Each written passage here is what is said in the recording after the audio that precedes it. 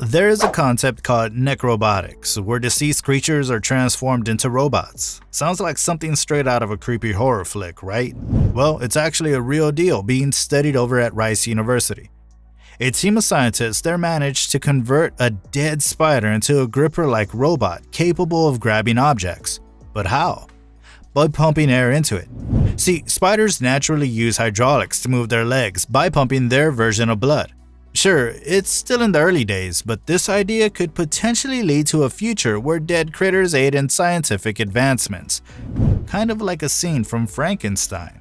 Who'd have thought we'd be flinging satellites into space like a giant slingshot? Well, it's not exactly a slingshot, but it's kind of in the same ballpark. Enter SpinLaunch, a funky new way to shoot satellites and other gear up into the great beyond. Instead of relying on the usual chemical rocket fuel, this gizmo harnesses the power of kinetic energy. It spins payloads crazy fast, like 8,000 kilometers an hour fast, and then shoots them up a massive launch tube. Sure, you'll still need some rocket engines to get stuff into orbit, but SpinLaunch claims their setup slashes fuel and infrastructure needs by a whopping 70%. That's some serious efficiency right there. Not every game changer in tech has to be complex. Some are refreshingly simple yet incredibly effective. Take, for example, a breakthrough from Finnish engineers who figured out how to harness sand as a massive battery. Here's the scoop. They filled a big old steel container with 100 tons of sand, then heated it up using wind and solar power. This generated heat is then shared by a local energy company to warm up buildings nearby. And the beauty of it is, this stored energy can last a good while. It's all thanks to resistive heating, where materials get toasty from the friction of electrical currents. So when electricity zips through sand, or anything that's not a superconductor, it creates heat that we can put to good use. It might sound pretty wild, but the medical world's making strides in a procedure that could change the game. Xenotransplantation. Yep, that's the fancy term for sticking animal parts into humans to help them out. So far, one of the big deals is swapping out a pig's heart for a human one, which has been done successfully twice.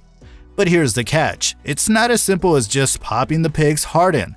Before that could happen, scientists have to do some gene editing magic. Now, let's be real, these surgeries are risky business and there's no guarantee they'll work every time.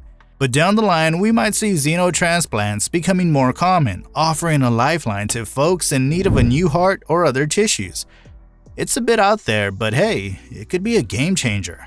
Brain reading tech isn't just stuff from the movies anymore, it's making big strides in real life. Take the brain-computer interface cooked up by EPFL researchers. With some smarts, a robot arm, and a fancy algorithm, they've given folks with tetraplegia a way to interact with their surroundings. Using the EEG cap to pick up brain signals, the algorithm helps the robot arm carry out tasks like navigating obstacles. If the brain signals indicate the arm's goofed up, the algorithm steps in to correct it, and over time, it learns the user's preferences and brain patterns. This breakthrough can mean big things like brain-controlled wheelchairs or helper bots for tetraplegic folks. Despite our ability to talk and see each other from miles away thanks to modern tech, there's still no reliable way to share the sense of touch over long distances. But hold on to your hats. Engineers at the City University of Hong Kong have cooked up something that might change that. They've whipped together a wireless soft e-skin that could one day let us virtually hug it out online. This nifty e-skin is decked out with bendy sensors that pick up on your movements and turn them into electrical signals. Those signals then get shot over to another e-skin system through Bluetooth, where they get turned into mechanical vibes that mimic what you did initially. Imagine being able to feel a friend's hug even if they're miles away. That's the kind of magic this tech could bring to the table. Guess what else the brainiacs at the City of University of Hong Kong have cooked up? They've come up with this cool gadget they're calling a fancy wireless skin-connected smell feedback thingamajig. Translation? It's VR gear that lets you sniff stuff. These devices work by heating up special wax that let off different scents. You can tweak how strong the smell is. The university bigwigs say this tech isn't just for fun and games.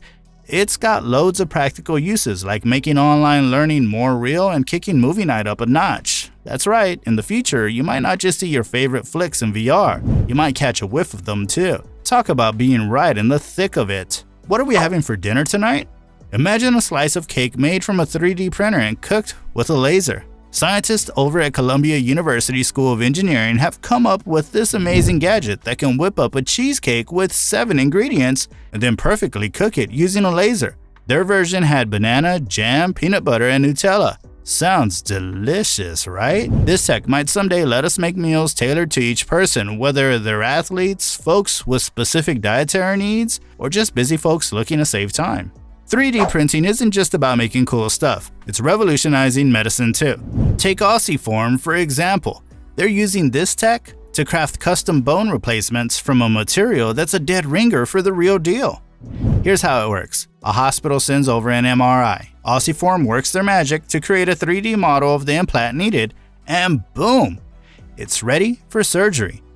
But these printed bones aren't just placeholders. Made from tricalcium phosphate, they're designed to meld with your body, eventually becoming fully functional just like the bone they're replacing. Trees have long been champions of sucking up CO2 through photosynthesis, but now there's talk of new tech stepping up to the plate. It's called direct air capture, and it's a method that mimics what trees do, snatching carbon dioxide straight from the air. DAC, or direct air capture, either stores the CO2 deep underground or uses it with hydrogen to whip up synthetic fuels. Sounds promising, right? But current DAC setups are energy hogs. They need a ton of power to run. Still, despite their hurdles, if we can dial down the energy demands in the future, DAC could be a game changer for the environment. Think about Star Trek, where a trip to the medbay means getting your whole body scanned for any signs of sickness or injury. Well, in the real world, folks at QBio think doing something similar could be a game changer for healthcare. They've crafted a scanner that can analyze hundreds of biomarkers in about an hour. This includes everything from hormone levels to fat in your liver to markers of inflammation of various cancers. With this, they plan to create a 3D digital print of a patient's body, a digital twin that gets updated with each scan over time. The CEO of QBio envisions a future where this tech revolutionizes medicine. Recently, scientists have whipped together something they're calling living concrete, and it's pretty wild. They mixed sand, gel, and bacteria to create this building material that's not only sturdy but can also fix itself up. And get this, it's way greener than regular concrete, which is like one of the most used things on the planet after water. The crew over at the University of Colorado Boulder is pumped about this discovery. They reckon it could lead to buildings that patch up their own cracks, filter out nasty stuff from the air, or even light up when you want them to. Now check this out, scientists have cracked a way to stash energy in the humble red bricks we use to construct buildings. Led by folks at Washington University in St. Louis, Missouri, they've cooked up a method to turn these everyday bricks into what they're calling smart bricks. These bricks are like tiny batteries, able to store energy. Now, it's still in the early days, more proof of concept than anything else, but these brainy bricks could pack a punch. Researchers say walls built within them could hold a hefty amount of energy and get recharged thousands of times in just an hour. So, how did they do it? They coated the bricks with a special conductor called PDOT. This coating seeped into the bricks' pores, transforming them into energy-storing powerhouses kinda like supercapacitors. And the red pigment in the bricks, iron oxide, played a key role in the process. A group of chemical engineers from École Polytechnique Fédérale de Lausanne in Switzerland came up with a cool gadget. Now, sorry if I pronounced all of that wrong. It's a prototype that can churn out hydrogen fuel using water from the air. Their inspiration? Leaves. Yeah, they built this thing using semiconducting materials that soak up sunlight and then use that energy to split water molecules in the air, making hydrogen gas. Now, why is this a big deal? Because hydrogen gas could be turned into liquid fuels down the road, opening up a whole new avenue for clean energy. Pretty neat, huh? Scientists at the National Eye Institute in the US have figured out how to make retinal tissue using stem cells and 3D printing.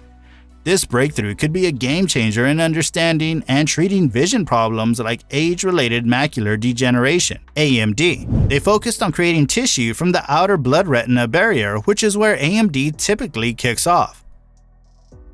And that's a wrap for today's video. If you enjoyed the video, show us some love by giving that like button a big old smash and hitting subscribe to stay tuned for all the latest content. Until next time, take care.